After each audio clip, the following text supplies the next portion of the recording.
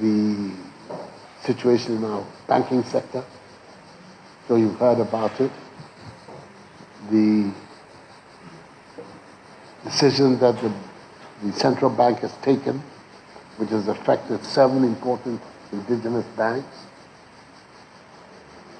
who were being supported by the taxpayer through the Bank of Ghana. Altogether, the indebtedness of these 7 banks amounted to some 8 billion Ghanaian cedis that the Bank of Ghana used to support these banks. That's is not a short, medium, or long-term solution that we can support. That the Bank of Ghana will be taking taxpayers' money to support inefficient, poorly managed banks. So the Bank of Ghana stepped in, and the regulatory measures that it has taken are those that have resulted in the takeover, the solution of these 7 banks. And in the process, with the support of the Minister of the Bank of Ghana, the Minister of Finance has decided to take over the assets of 5 of these 7 banks as a prelude to establishing a new state-owned bank, the Consolidated Bank of Ghana, which is going to be a much stronger indigenous bank alongside GCB, and therefore provide the leadership in the indigenous banking sector that is required. We cannot have, and that is the clear intention of government, to have a situation where the dominant banks in our country are all foreign banks. It's very dangerous for our future if we allow that to happen. But if our own indigenous banks are performing poorly, poor governance structures, poor risk credit policies,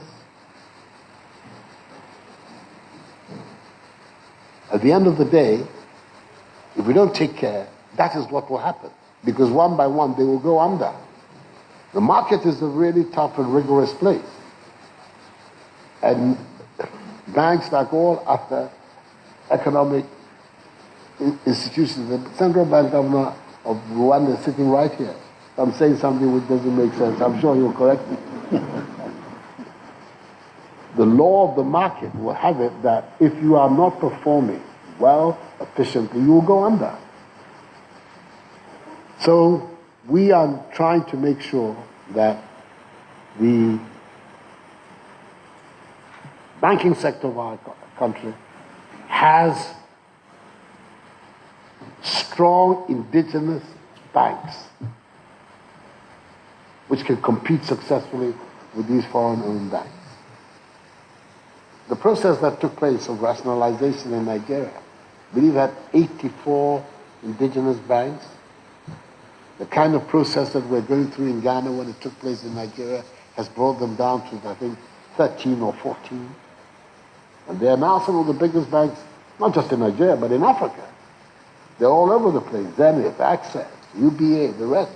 And it is the process of consolidation and rationalization of the sector that took place in Nigeria under the central bank governor Sanusi that has brought the situation about in Nigeria. We want to undertake that sort of exercise in Ghana so that at the end of the process, we will have these strong, even if there are few.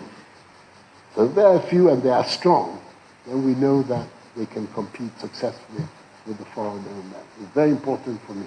There's not a question of that we're going through a process that is in order to eliminate the indigenous banking sector from the banking system of our country. That's very dangerous. It wouldn't make sense to do that at all.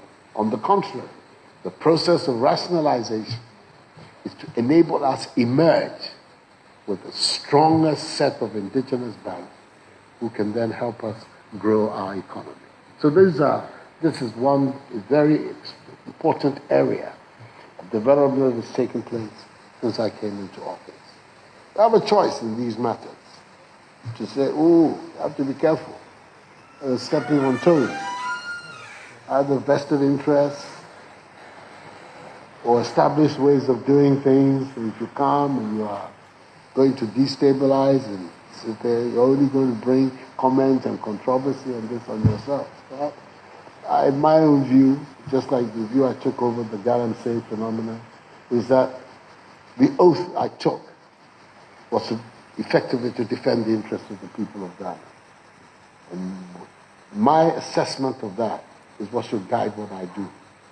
Shouldn't be about, oh, if I don't do this, if I do this, I might lose a vote here, a vote there, a vote there. I'm a politician. I want to vote. No two ways about it. Yeah. But I think that I'm required, first of all, to do what I consider right for our people, than worry myself about the impact of it on my own political support.